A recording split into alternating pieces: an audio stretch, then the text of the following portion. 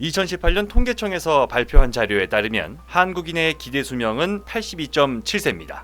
이 말은 2018년에 태어난 아기는 앞으로 82.7년 동안 살 가능성이 높다는 의미인데요. 이 세상 모든 생명체는 저마다 수명이 정해져 있고 죽음은 모든 생명체에게 찾아오는 필연적 운명입니다. 하지만 그 운명은 경제 발전을 통한 생활 수준의 향상, 의료기술의 발달 정도에 따라 달라지는데요. 당장 우리나라만 해도 그렇습니다. 장수를 축하하며 60번째 생일날 환갑잔치를 벌이는 대한민국은 1968년까지만 해도 기대 수명이 60세에 미치지 못했습니다.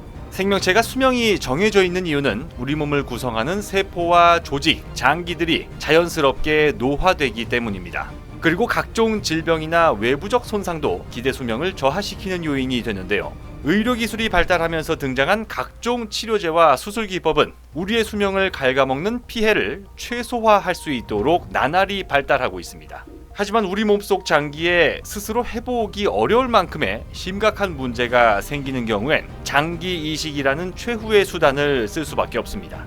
심장이나 폐, 췌장 등 우리 몸속 대부분 장기는 거부 반응이 일어나지 않는 선에서 이식이 가능한데요. 하지만 친형제라 해도 거부 반응이 일어날 만큼 그 조건은 굉장히 까다롭습니다. 더 큰 문제는 장기 이식을 필요로 하는 절박한 사람들에 비해 기증자가 너무 적다는 겁니다.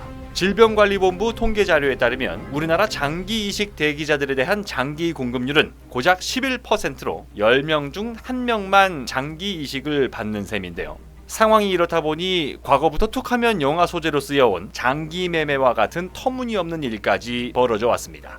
이러한 현실을 타개하기 위해 바이오 업계는 예전부터 이종 장기 이식 기술 개발에 박차를 가하고 있습니다.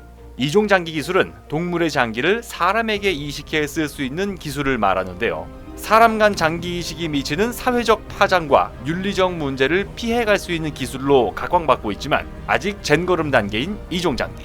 그런데 이종 장기 개발 사업에서 한국이 세계 그 어떤 나라보다 발빠른 행보를 보이고 있습니다. 서울대학교 의과대학 바이오 이종장기 개발사업단은 지난 7월 세계보건기구 WHO 기준에 부합하는 돼지 각막과 췌도이식 임상시험을 세계 최초로 승인받았는데요.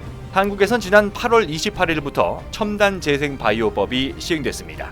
기존 의약품 시장은 미국과 유럽 선진국이 장악하고 있지만 바이오 의약품은 이렇다 할 절대 강자가 아직 없는 상황인데요. 한국에서 시행된 첨단재생바이오법, 줄여서 첨생법은 우리나라 바이오 기업들의 새로운 바이오 의약품 개발과 이종장기와 같은 신기술 개발을 촉진시킬 것으로 기대됩니다. 우리나라에서만 하루 5.2명의 환자가 절박한 심정으로 장기 이식을 기다리다가 기증자를 찾지 못해 절망 속에서 세상을 떠납니다. 4년 뒤 50조 원 넘는 규모로 성장하는 이종장기 시장을 선점한다는 것 외에도 절망에 빠진 환자들의 생명을 구한다는 뜻깊은 의미를 위해 우리나라 연구진이 세계 최초로 진행하게 될 이번 임상시험의 성공을 기원합니다. 조만간 다른 영상을 통해 또다시 인사드리겠습니다. 궁금한 점에 대한 댓글은 언제든 환영합니다. 좋아요 버튼, 구독하기 버튼도 눌러주시면 진심으로 감사하겠습니다.